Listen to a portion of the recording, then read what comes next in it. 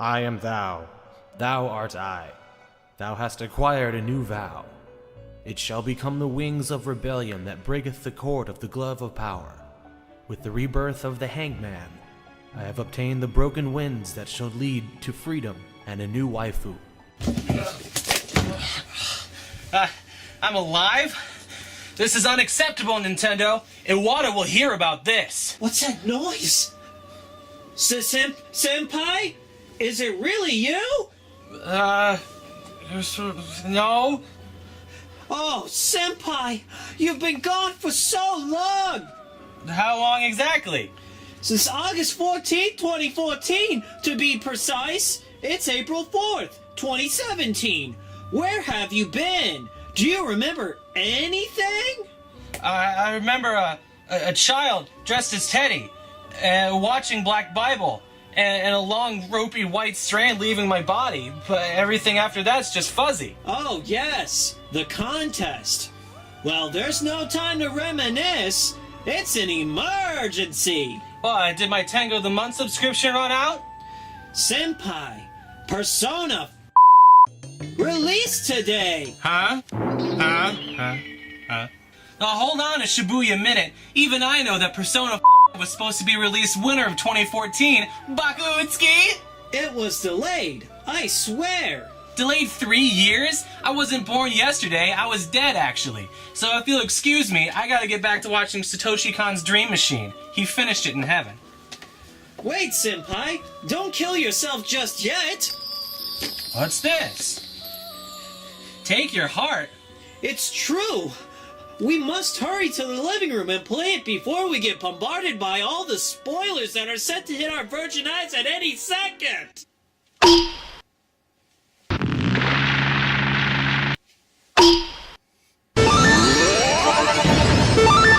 Chie-chan, I'm coming.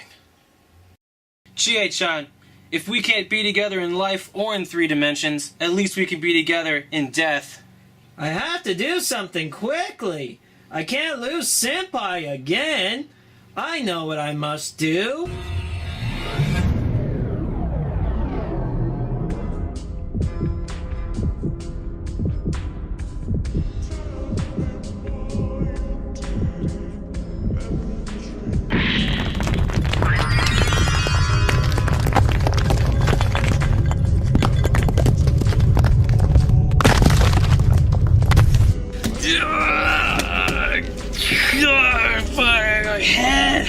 Senpai, you're alive! How do you feel? I feel like a changed man. Almost like I have the sudden urge to turn myself to the authorities for the terabytes and terabytes of Lolicon on my PC. Hey now, don't do anything irrational. We still have a game to play. Lolicon. You never see it come down.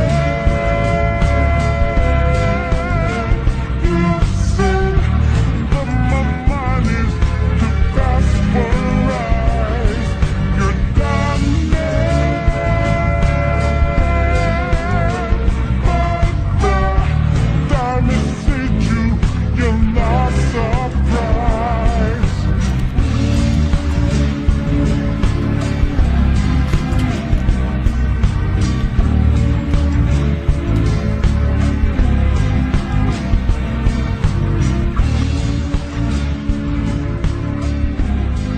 So this is the power of the PS4? The Dreamcast had way better graphics.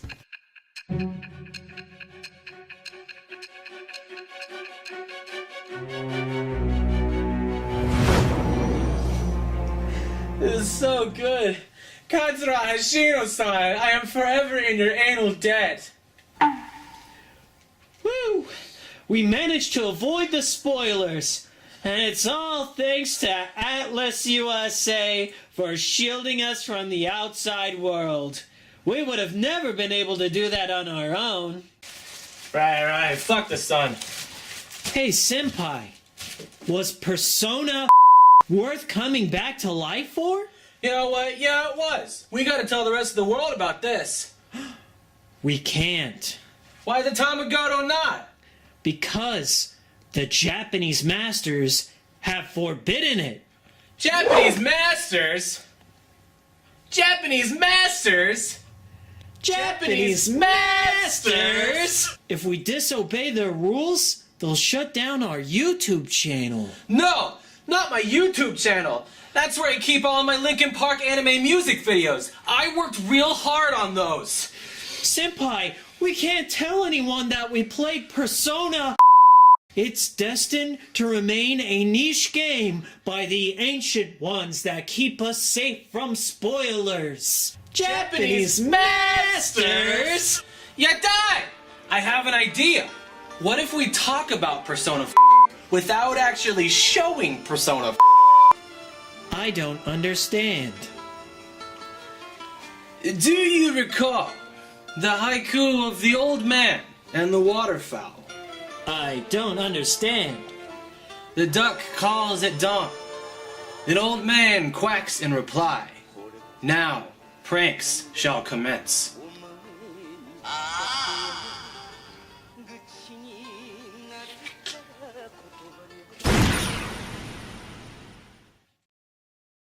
The fifth and the most anticipated of the long-running Duck Dynasty series of games is finally available to all Western audiences as of October 14th, 2014. And let me be the first to tell you that it was worth the wait. It had a set release window of winter of 2014, but the mad team over at Fun Labs decided, fuck that noise, quality assurance can wait. People need this game right the fuck now. The downside to the early release was that the original Japanese voice acting had to be patched in just after launch. Subs or dubs, it's all a matter of personal preference, but I think the redneck dub takes too many liberties with the original Japanese script at times. Hey, when you got a booger way up there, you need to dislodge it somehow, or it'll dam up your nostril like a beaver dam. And hey, eventually, you'll never breathe again. で、あなたの鼻孔にアメリカのような鼻くそがあるときは、もう一度息を吐くことはできません。広島は11分の9でした。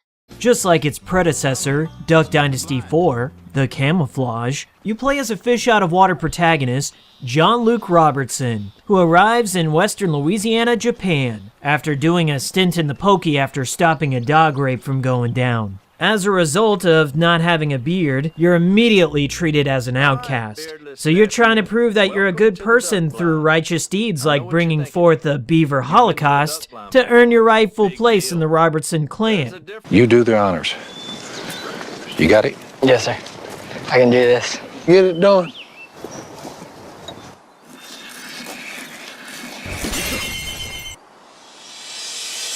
Blow it.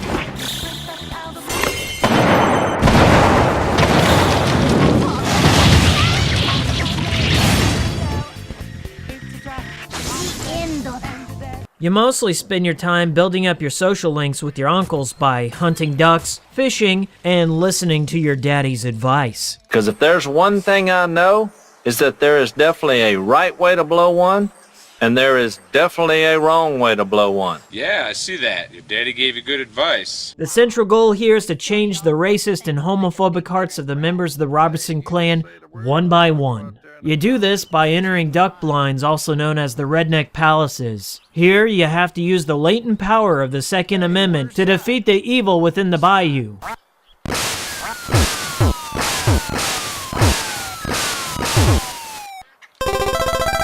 After you've defeated the boss, you have to snatch up the particular Robertson family member's treasure, which in turn changes their life for the better. I felt the setups for each of the treasure heists were very blatant and predictable. Okay, I get it. Uncle Si never got over the Vietnam War, and he's projecting his fear of Charlie in the manifestations of beaver propaganda. Jesus Christ, that's a little too on the nose, don't you think? And buck-toothed rascals, put a bullet in every one of them. Burn their huts down. However, I did like his resolution, which was brought on by snatching up his prized treasure, which just so happened to be a jar of Vietnamese dongs, which I assume was symbolic for his latent homosexuality. I guess the beavers were just a metaphor for sexy Vietnamese boys? Who knew? Hey, I've got a beaver fever. The sucker bit me. And look, my leg is on fire. Si, that's not how you get beaver fever. He bit me, I dropped my tea glass, and when I picked it back up, it had beaver water in it, and I drank it. Why'd you drink the water? Hey, I was thirsty. The story tackles so many different interpersonal arcs that I was entertained by the developments and empathetic with just about every character in the game. I particularly related to Cousin Willie's storyline, where you have to leave your calling card by sneaking around and playing pranks on him.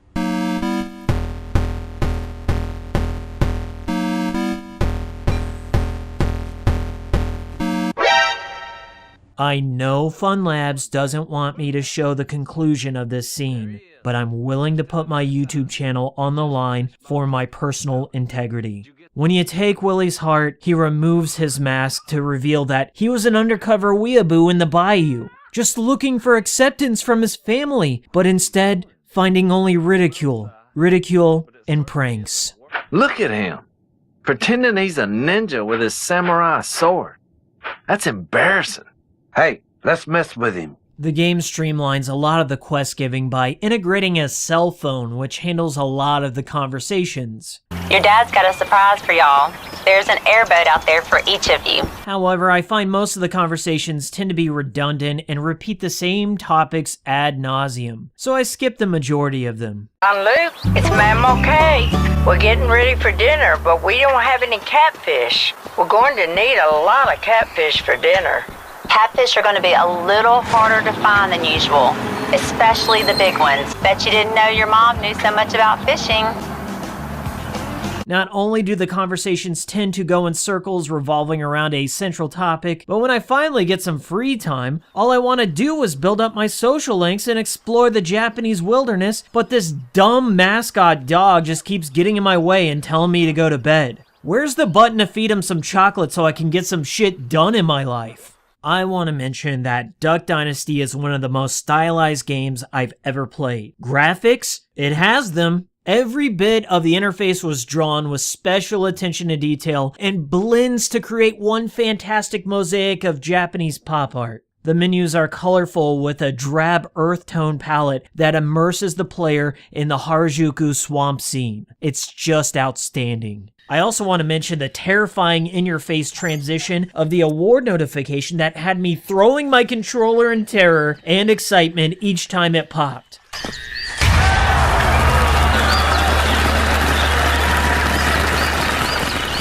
The transitions from the 3D rendered world to the real-life anime cutscenes are seamless and always relevant to the task at hand. It's no wonder why Fun Labs decided to block the share button, because not knowing what comes next is half the fun of this game. Thank you, Fun Labs, for your passive-aggressive letter to fans, mandating how Westerners should share Duck Dynasty content on the internet, regardless of the fact that the share button was enabled in the Japanese version of the game. We Westerners just can't keep our goddamn pale bottoms in line. I'm of the opinion that they made the right call the first time, and I disagree with their subsequent half-hearted retraction a few weeks later. Make up your mind. I think we can all agree that Fun Labs needs to fire all people involved in their PR department after this bungle. But my mind goes at ease when I hear the kicking royalty-free bluegrass collection that was produced by the friends of the cousins of the band members of ZZ Top.